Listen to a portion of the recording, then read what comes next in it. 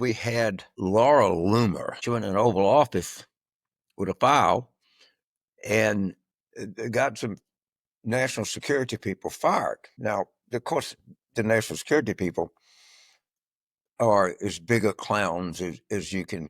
Well, we call them Louisiana couillons. These are couillons of the highest level, maybe not as big of a couillon as Laura Loomer is, because nobody can be. Hello there, YouTubers. James Carville, and we're back. We have a lot of things to discuss, so we'll go right to it. When this administration started, it was not very long ago, 70, maybe 5 days, something like that, even that. I said that I thought the Democrats should just kind of lay back a little bit and let this thing collapse under its own weight. I thought it would, honestly, might take till Memorial Day. It didn't. It was April Fool's Day.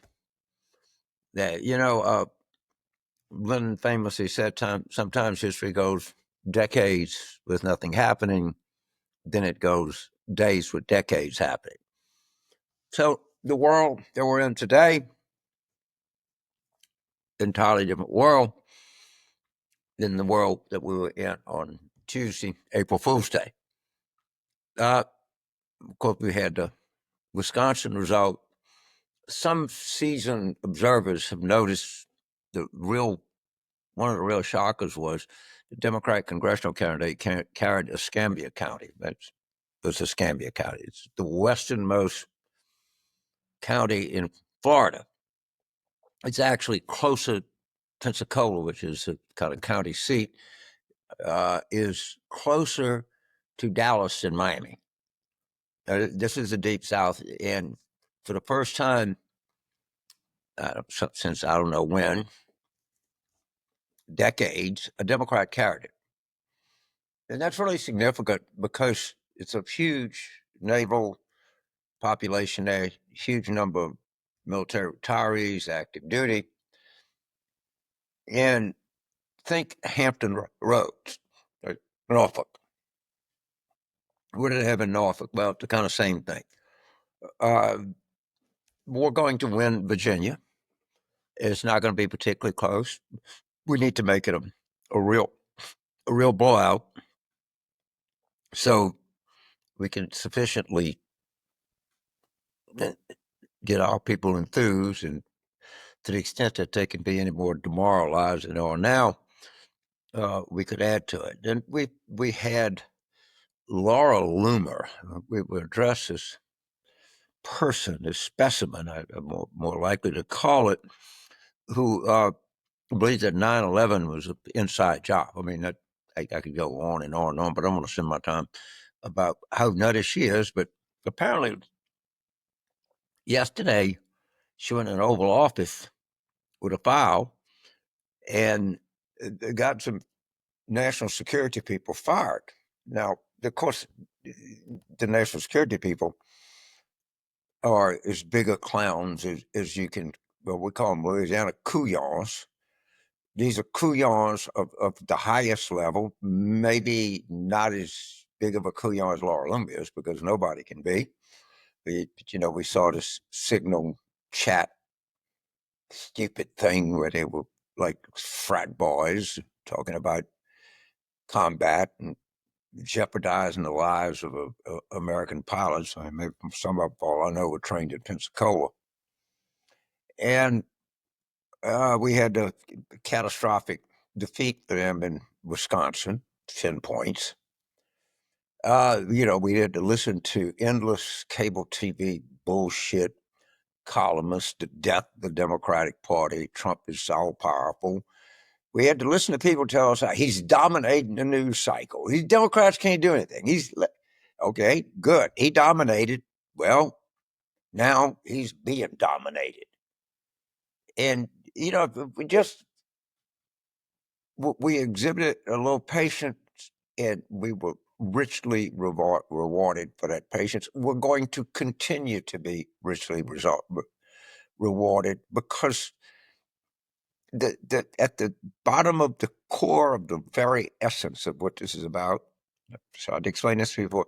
Trump can't stand the United States. I mean, when I say the United States, I'm talking about the country we live in, the laws we live under, the people that inherit this country, the pluralism that most of us tend to be very proud of, that want to make it even a more plural and more perfect society. He doesn't like our allies. He doesn't like the French or the Japanese or the Koreans or the British or the Nigerians or the Brazilians or the New Zealanders or anything else. He votes with Belarus and Russia and North Korea because those are the kinds of places that he is loyal to and patriotic about. He can't stand this entity we call the United States. And what is the best way that he can come up with to really hurt the United States? Well, we're a strategically situated nation. We're a Pacific nation. We're an Atlantic nation. It served us well. We have produced great things here. We are, at the end of the day, a wealthy nation. We buy a lot of things. So what does he do? He starts a trade war. He crashes, literally. When I say crash, I'm not exaggerating. This is being videoed at 15:07. It's 3:07 Chicago time where I am. So if it's after 4 East Coast time, so the markets are closed. Do me a favor, don't look. Don't look. But I actually think that, of course, he's taken orders from Laura Loomer. Remember all of the Ice Queen Susie Wild stories about how she was in charge and everybody was fearful of her, and she was a kind of trained master at a Frankfurt rail yard, making sure all the trains are running on time. And of course, there's no such thing as happening. There's no discipline, there's no organization, there's no anything. You care what Susie Wild says. If Laura Loomer comes in there with every loony idea that a Loomer can come up with, and he follows it. But, we're in people are scared. You should be. You should be very afraid. But the most gratifying thing that I see happening right now in the United States of America is the organic nature of the uprising. I mean, you see it in these town halls. You see it. And, I watch these things endlessly, and all I can say is it's a bunch of left wing plants. And give me a break. When you watch these things, you can see it, but the longer that they don't deal with reality, the harder that reality will hit, and the quicker this nightmare will come to an end. So we're just going to keep chipping away. Actually, you don't be better than chipping now. And they're just going to keep. They're stupid. They're anti-patriotic. They're all, in my humble opinion, a pack of grifters. Don't even get me started on how disgraced must these law firms feel now? How disgraced must these companies that are sucking up to him, that are giving him tens of millions of dollars for access? Do you know what's going to happen? Do you know how this ends? Do you know these collaborators with the country is going to feel toward collaborators with this regime? Maybe you need to go in history and see what happened in August of 1944 after Paris was liberated. They didn't take very kindly to the collaborators. No, it was not a very pretty sight in the streets of Paris. I'm not saying that these people should be placed in pajamas and have their heads shaved, march down Pennsylvania Avenue, and spit out. I'm not saying that. But I'm saying that did happen. And I'm saying that these people betrayed the French nation in the same way that I think that these law firms and these giant corporate conglomerates are betraying the United States. What they come up and says, I can only guess. I don't believe in any kind of. I don't believe it should assault anybody. Spitting on somebody is an assault. I warn you, I don't recommend doing that. I guess involuntarily shaving somebody's head is another assault. I mean, it's illegal. Don't do that. But these people are a disgrace to the law firms they represent, to the companies that they represent and are supposed to be in the self-interest, and they're a disgrace to the United States. And etch their names in the tablet of history for being some of the greatest traitors, appeasers that we've seen in the history of our great country. So let's just keep letting this thing collapse under its own weight. And every day it's collapsing more and more. And just log in the list of collaborators and traitors that have exhibited extreme cowardness in the face of the most dangerous domestic enemy this country has faced since the Civil War. And don't kid yourself. This is a anti-patriotic, anti-American, anti the interests of the United States. And when this is over, there has to be, at a minimal, a intellectual reckoning with this class of appeasers that are here.